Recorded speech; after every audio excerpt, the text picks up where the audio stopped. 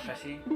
Saya memberikan salah satu contoh kasus korupsi yang terkenal di Indonesia adalah kasus korupsi EKTP atau Kartu Tanda Penduduk Elektronik. Kasus ini melibatkan sejumlah pejabat pemerintah dan swasta yang diduga melakukan korupsi dalam proyek pembuatan EKTP pada tahun 2010 ini.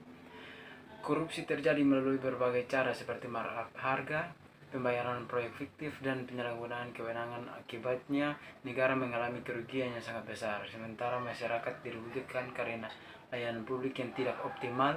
Kasus ini menjadi salah satu kasus korupsi terbesar dan paling merugikan dalam sejarah Indonesia. Dan berikut adalah perjalanan kasus korupsi dari proyek EKTP elektronik tersebut. Baik, berikut adalah perjalanan kasus korupsi proyek EKTP. Proyek ini bersumber dari Undang-Undang Nomor 23 Tahun 2006 tentang Administrasi Kependudukan.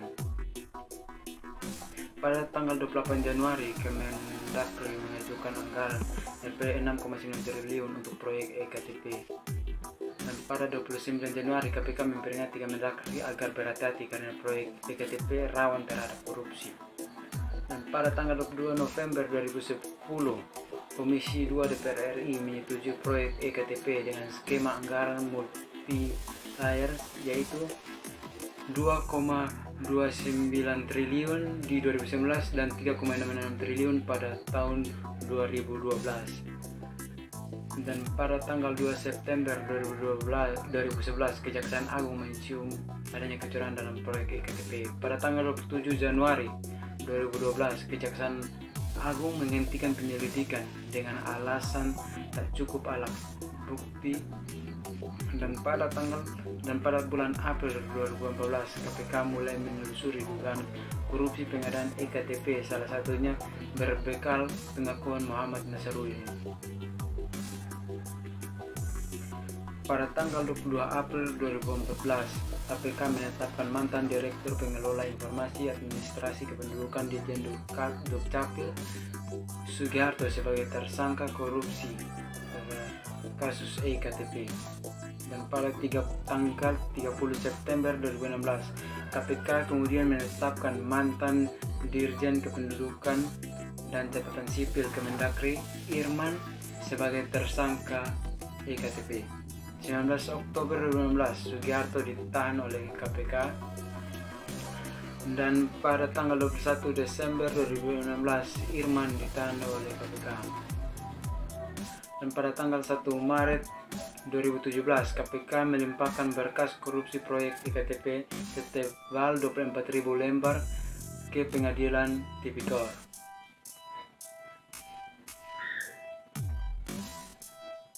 Dan pada tanggal 6 Maret 2017, sidang perdana digelar di Pengadilan Tipikor. Nama Setia Novanto dan sederajat politis DPR terseret kasus ini. Berikut sejumlah nama tokoh politik yang diduga menerima aliran dana proyek EKTP tersebut.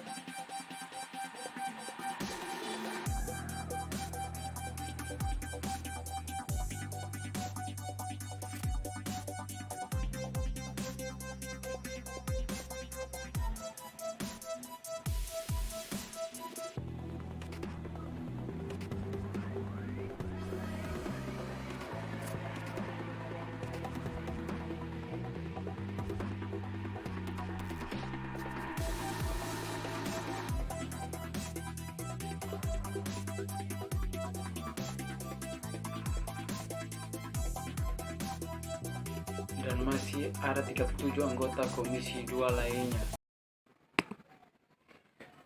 Dan penyebab utama kasus korupsi EKTP ini melibatkan kelemahan dalam sistem pengawasan dan tata kelola proyek pemerintah. Beberapa faktor yang memungkinkan terjadinya korupsi dalam kasus ini antara lain, yang pertama adalah kurangnya transparansi. Proses tender dan penggunaan dana proyek tidak transparan sehingga memungkinkan terjadinya manipulasi harga dan pembayaran proyek fiktif. Yang kedua adalah lemahnya pengawasan. Pengawasan terhadap proyek tersebut tidak memadai sehingga memungkinkan terjadinya penyelewengan dana dan praktik korupsi oleh pihak-pihak yang terlibat. Dan yang ketiga, keterlibatan pejabat tinggi. Adanya keterlibatan pejabat pemerintah tinggi yang terlibat dalam skandal ini memberikan sinyal bahwa korupsi telah memasuki struktur pemerintah hingga ke tingkat yang tertinggi. Dan yang keempat adalah ketidaktepatan terhadap prosedur hukum. Penyalahgunaan wewenang dan tidak mematuhi prosedur hukum yang berlaku menjadi faktor yang memungkinkan terjadinya praktek korupsi dalam proyek ini. Dan yang kelima, kebutuhan mendesak.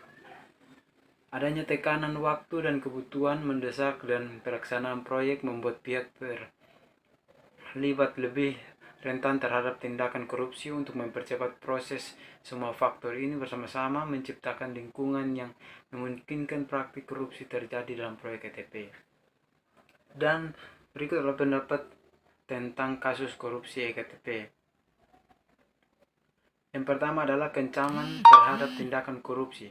Mayoritas masyarakat mengecam tindakan korupsi yang merugikan negara dan masyarakat secara luas. Mereka menuntut agar pelaku korupsi dihukum sesuai dengan hukum yang berlaku. Dan yang kedua, kritik terhadap lemahnya sistem pengawasan. Banyak mengkritik lemahnya sistem pengawasan yang memungkinkan kasus korupsi semacam ini terjadi. Mereka menyerukan perbaikan dalam sistem pengawasan proyek pemerintah agar kasus serupa tidak terulang di masa depan. Dan yang ketiga, tuntunan reformasi struktural. Beberapa pihak menyoroti perlunya reformasi struktural dalam pemerintahan dan penegakan hukum untuk mencegah korupsi. Ini termaksud peningkatan transparansi, akuntabilitas, dan independensi lembaga-lembaga pengawasan dan penegak hukum. Dan yang keempat, desakan untuk mempertanggungjawabkan. Masyarakat menuntut pertanggungjawaban dari para pelaku korupsi, termasuk pejabat pemerintah dan pihak swasta yang